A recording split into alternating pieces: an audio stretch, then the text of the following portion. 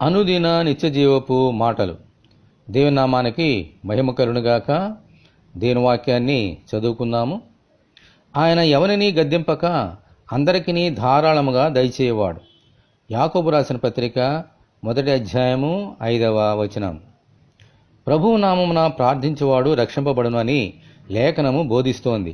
కాబట్టి ఆయన నామములో ప్రార్థించువారెవరని ఆయన గద్దించక వారి మొరలను ఆలకించేవారు మన ప్రభువు. ఆమెన్, హల్లెలూయా. అడుగుడి మీకు ఇయ్యబడును అని ప్రభు చెప్పిన ప్రకారము మన ప్రతి అవసరములో ఆయనకు ప్రార్థన చేయాలి. తన్ను అడుగు వారికి ఎంతో ధారాళముగా దయచేవారు మన దేవుడు.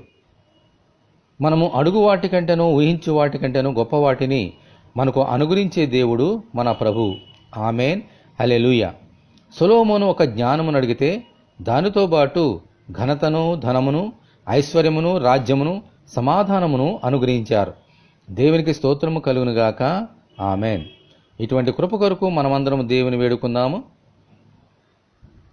సమస్తమును ధారాళముగాను ఉచితముగాను అనుగ్రహించుచున్న ప్రభువా, మీకు వందనములు.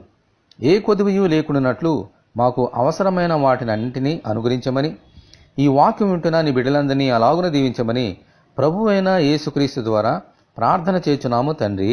ఆమెన్. తండ్రి అయిన దేవుని నుండి, మన ప్రభు అయిన క్రీస్తు యేసు నుండి కృపయు, కనికరమును, సమాధానమును మనకు కలుగునుగాక. ఆమెన్. పరిశుద్ధ దేవుని మందిరం.